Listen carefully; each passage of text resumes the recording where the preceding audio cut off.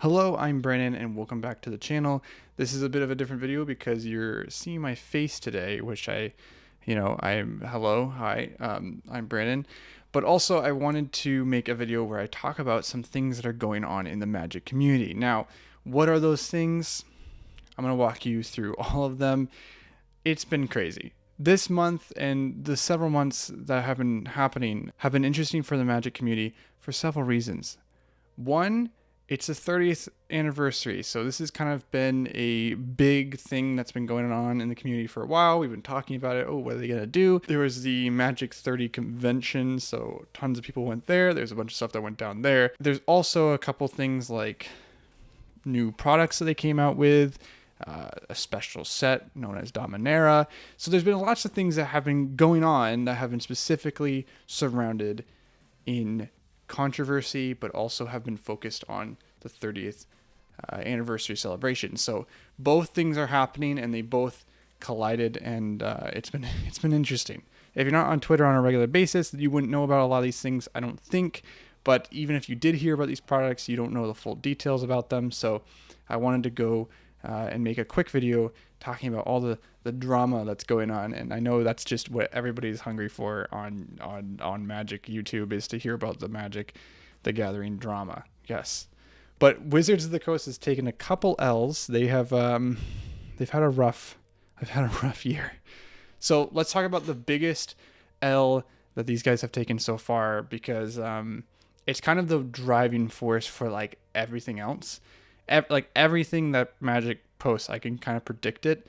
It's gonna have something, a joke or a comment or some toxic thing about this issue every time, guaranteed. So let's talk about it. So a brief recap of what this is. There was a product announced at some, I think it was like a Magic 30th anniversary Dominaria live stream, and so it's something that Magic was hyping up, and towards the end of it, they talked about the premium collector, whatever you want to call it. It's a 4-pack booster pack set thing that you can get a Black Lotus in, and you can also get all reprints of beta cards. So essentially, they were trying to recreate the experience of opening up beta cards. Pretty cool, pretty wild. People obviously very excited about this until they heard the price tag, and this is where things get a little dicey. The price tag is $999. If that isn't the most exciting and most, like, I don't know, just really relieves you of all your burdens. If you hear that price and you're like, chef's kiss, I can't wait to not pay rent today. I don't know what to say. It's an expensive price. Now on its own, that's kind of just a big deal, and there are many other things that happen, but it's just kind of bad timing, because this year we have had more sets than we've really ever had. I'm new to Magic, and I can tell you that I still was fatigued with how many sets they came out with this year. It's been definitely a rise and a change in the shift of what Wizards is trying to do. Now, whether this is to get higher profits, or I don't know, they just felt like they could make more sets, or maybe they're coming out of COVID and they just had tons and tons of content lined up that they didn't get to push out beforehand. I don't know, but judging from what 2023 has lined up, it's looking like we're going to get the same amount of content that we got previously. So this is kind of just an endless process. It seems that Wizards really wants to push out more and more sets than ever. Great, that's fine. The problem is that is tiring people out. They don't have endless money, and they don't know how to keep up with the meta.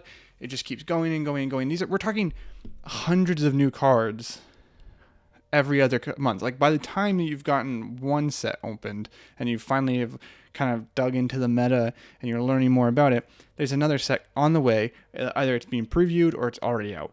It's very, very hard for the casual community to keep up with that. So this product just kind of was the icing on the cake for a lot of longtime fans, because it just felt like they were so unbelievably focused on profit and corporate greed, if you will, rather than celebrating the community.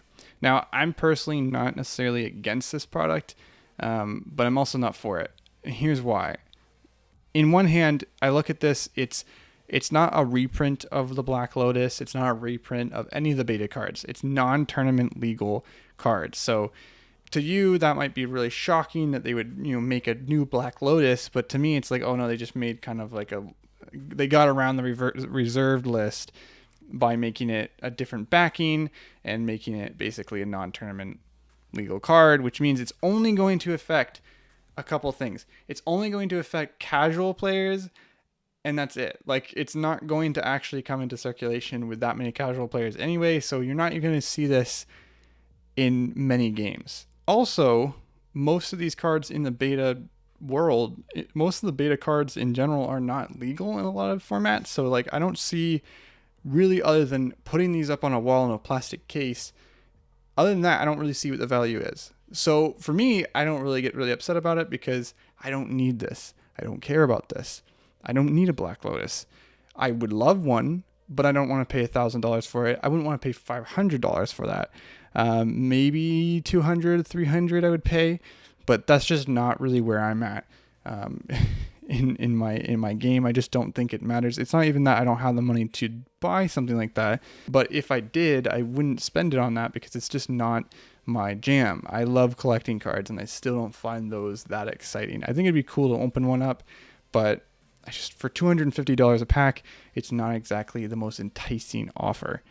But for a lot of fans, this is just really upsetting because they do want this. They do really, really want to play with those high-end cards, those beta cards, and no longer can. Leaving it really to just more wealthy players being able to get this, which brings up a whole other conversation of, is this really celebrating when only a certain portion of the community can even celebrate in general? Which are all fair arguments. Now, I do think the hate and the upset, the frustration that I see in almost every single area of Magic right now, I think it's a little extreme. I think we need to calm down a little bit and recognize that it's just a game, and at the end of the day, who cares? Just move on from this product. Don't buy it. It's not a good product. It will sell out, absolutely, because that the community wants it. And unfortunately, if we keep buying the products, they can keep doing stuff like this. So it's kind of a bummer, but it seems like this is going to sell out quickly. We'll see. We'll see what happens. But as of now, it's looking like I think it's going to sell out. And then on top of that, you're just going to have more frustration from it because the resale value for these cards are going to be interesting. I'm looking forward to seeing what they come out as. Believe it or not, that is not the only L that Magic took, but that was the important one. And so I wanted to give some detail and some context to why the community is so frustrated about it. But I think it's important to also cover this other L that Magic took because, man, they are just pocketing these L's left, right, and center all the time. They love the letter L. I don't really know why, but they don't like wins. They don't like to win. They strictly like the idea of taking a loss, but also taking a profit. So I guess in a way, that's their win. So the other failure is actually more complicated and a little less frustrating. Magic the Gathering has a website called Secret Lair. They essentially to celebrate 30 years, they were going to do, they're doing an advent calendar type thing where there's 30 cards for $150 and they're guaranteed in December. And I'm actually looking to see mine come before that. So I'm pretty excited about that. But also, it's a cool product, right? Because you're getting 30 cards of high value and special art. So I don't want to spoil it for anyone because I know some of you may have bought it, or maybe you didn't, or whatever, or maybe you're planning on buying it. I don't know how you'll get it at this point, but that kind of brings us to the big thing is it's a great value product with some really dope cards, and it's only $150. However, and yes, there is a catch to this one. It's being, for the first time I've ever really seen, at least in my time of playing Magic, we're seeing it be a limited time offer. So it only was around for 3 days, and then if it sells out, it'll be gone before that. So it not only is it extremely limited, but you only can have a certain amount of time to even get your hands on it. So that's a whole nother issue. This sold out. So if if you want to go ahead right now and put in the comments like what your guess is of how quickly it sold out, because this is coming off of it being announced that the premium thing was coming out, and people were like, oh, I'm never getting that. And so what do you think happened when probably the entire community came together how to get this product? As you can imagine, they all went and bought the crap out of this thing, and it sold out in probably an hour and a half. I would say it would have sold out probably in 30 minutes if it wasn't for the fact that the freaking website wasn't working. The website crashed 2 minutes after being up, and that's being generous. That is being generous. This thing was crashing like immediately. I almost didn't get mine. It was so jam-packed with people, and it just was too much for their website. I don't know if anybody was like load testing this. I don't know what's going on, but Wizards were not ready for this. They were not prepared to have this many people want to get their hands on this. So it sold out very quickly, and it was very controversial because a lot of people who waited couldn't get it. A lot of people who didn't have the time to go get it because they thought it'd be around for more than 1 hour, all lost out on this product, which once again led to a lot of controversy and frustration. So it was kind of the nail in the coffin for a lot of players. So with that said, there's not much more to say. It was kind of a big failure. It has not been pretty for Magic. And I would like to add a third L to this, but it's hard to tell if it's a complete loss for Magic, because Wizards did put on the big summit, and it was, tons of people came, and it was apparently kind of okay, kind of not okay. There was this whole controversy about how you had to pay a crap ton of money just to even play on the tables they had set up, because it's Magic, and no one wants to pay money to just play the game when they can just go outside and sit on a little bench and play the game. It's pretty frustrating that this is what happens when a company really makes bad decisions consistently. And this was the result. You had people just doing their thing, playing Magic outside, or anywhere other than the paid tables. It was there was a little bit of back and forth about how people were saying that the tournament tables were completely jam-packed and the casual formats like Commander were empty. But that was pretty much countered and shot down, because people who go to these events are typically people who want to go play tournaments anyway, and the people who want to just go and play Magic probably aren't going to show up in as large of numbers. There's also a couple, there's also prizes being given out for it. So a tournament just often is going to be more jam-packed. So it's not the most accurate thing to say. So it's not to say that competitive is what keeps the game alive and that the casual people don't care. The casual people do care. They just can't always afford $2,000 to get to wherever the convention was. I think it was San Diego or something. They couldn't afford that trip, right? So yeah, I would consider myself not really super casual. I play this game pretty consistently. Yes, I play it very casually, but like I play it a lot, and a convention would be something I'd be interested in, but like I'm not gonna drop $2,000 after spending so much money playing this game in the first place. So there's that. Magic is in an interesting place, and this is mainly why I wanted to make this video. Is I am going to be reviewing the calendar thing, whatever it is, and I'm sure it'll be a lot of fun, and I want to have fun with that.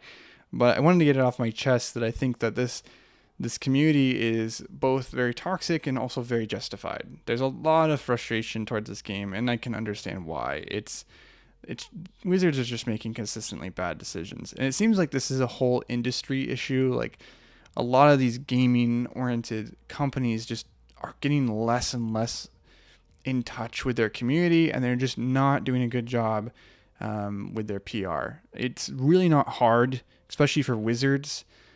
Wizards of the Coast has a product that is very, very easy to make, and in the end of the day, it's not the most costly product to make. Otherwise, we'd be all broke because it's be an unbelievably expensive game. It's not. You can get many of the cards for 25 cents.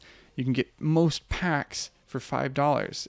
It's not really the most insanely expensive game, which means that Wizards has more than enough opportunity to do some goodwill towards the community, where they don't make tons of profit, but they make the community like them more.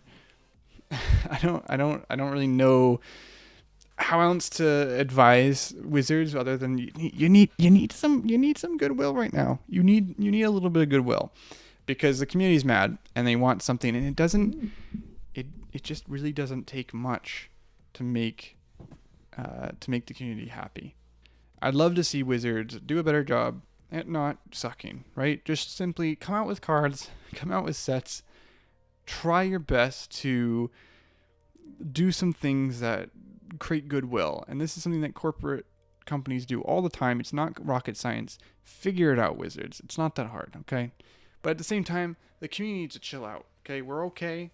Nothing's on fire. You can just play Magic and have fun with your friends. And at the end of the day, if you're not having fun playing the game, don't play it, right? Like and I know that sounds like a cop-out, but I really think you should just not play it if you don't enjoy it anymore. So that's just my thoughts. I don't mean get out if you're not having a good time.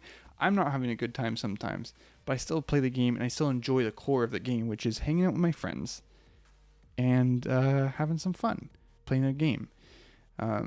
So that's it. That's all I want to talk about. Thanks so much for sticking around, guys, for a little bit. This was a longer one.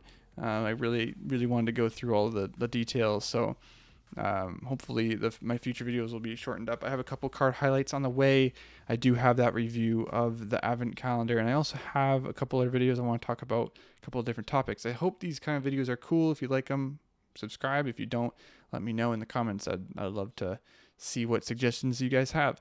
But I will mostly be coming out with card highlights in the future, so don't worry. Those videos are still coming in strong. So thanks so much. See you guys next time.